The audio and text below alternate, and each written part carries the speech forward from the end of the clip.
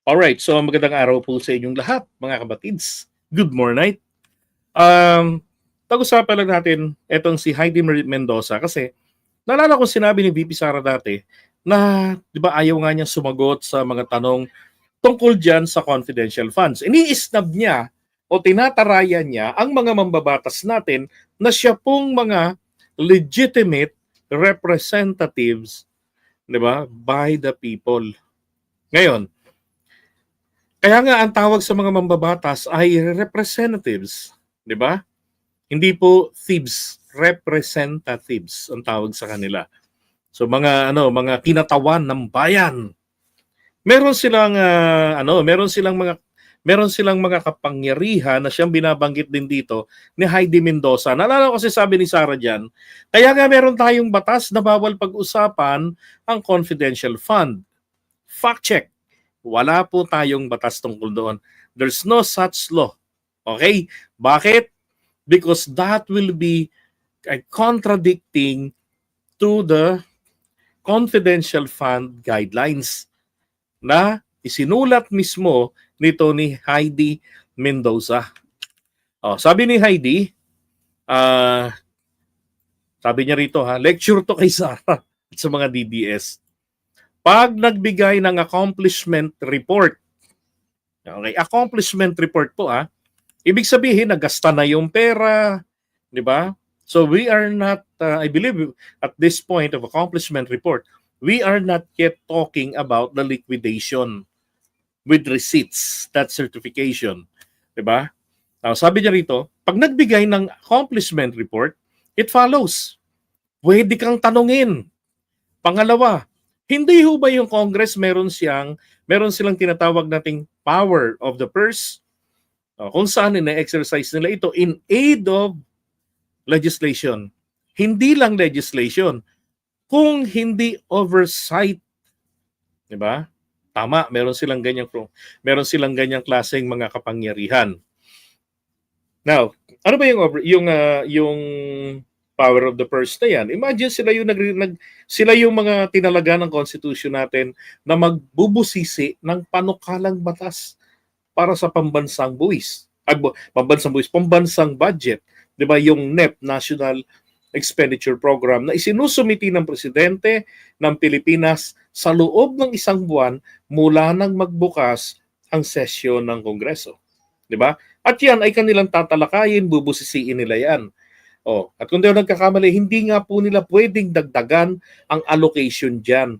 Pwede pang bumaba. Depende sa kanilang magiging scrutiny. Diba? Pero ngayon, parang baliktad ang nangyayari. Anyway,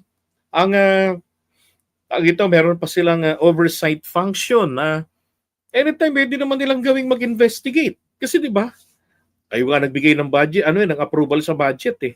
So, kayo ang representante ng taong bayan.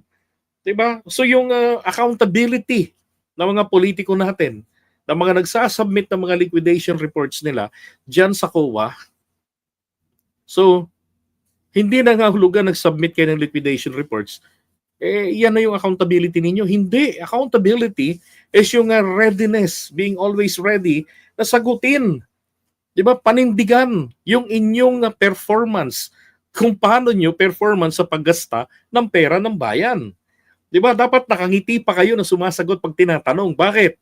Kasi na-feel ninyo, nagastos ko ang pera ng taong bayan. Kasi naihatid ko sa kanila ang serbisyong kailangan. Di ba? Kaya kapag nagkakaroon ng COA issues dahil hindi ginagamit ang budget, ibig sabihin, hindi kayo mahal noon. So sabi niya rito, doon sa tanungan na oversight, hindi natin pwedeng iisnabin ng Congress ang taong bayan.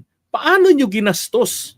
Ay ang tanong ng bayan, paano nyo ginastos? Ngayon, kung sinabi ninyong hindi ko sasagutin ang Kongreso, ang tanong ko po, kanino kayo mananagot?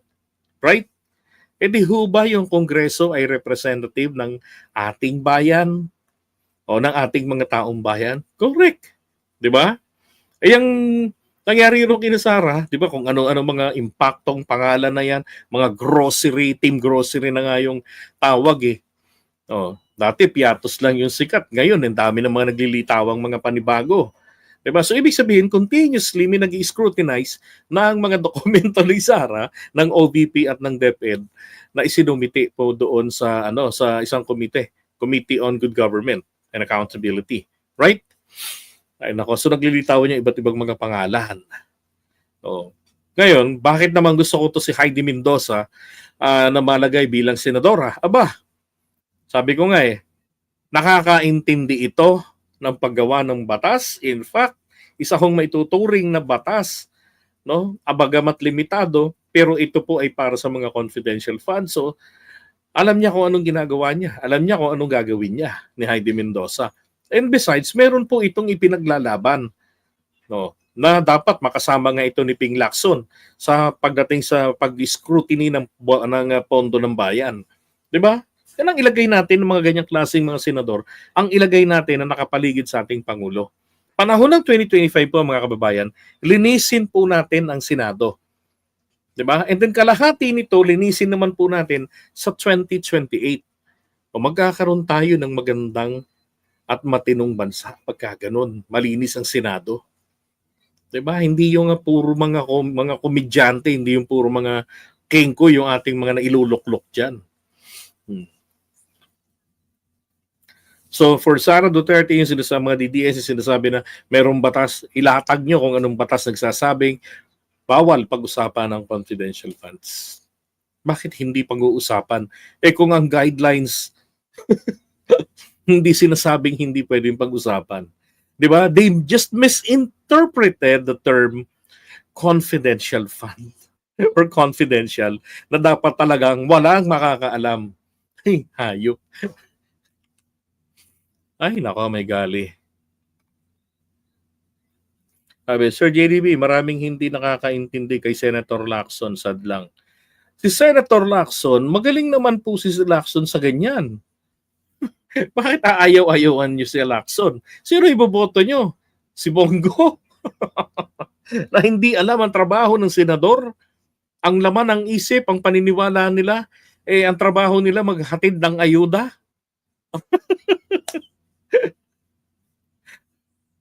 Sabi, nagagalit si Inday pag tinatanong siya paano niya ginastos ang pera ng taong bayan.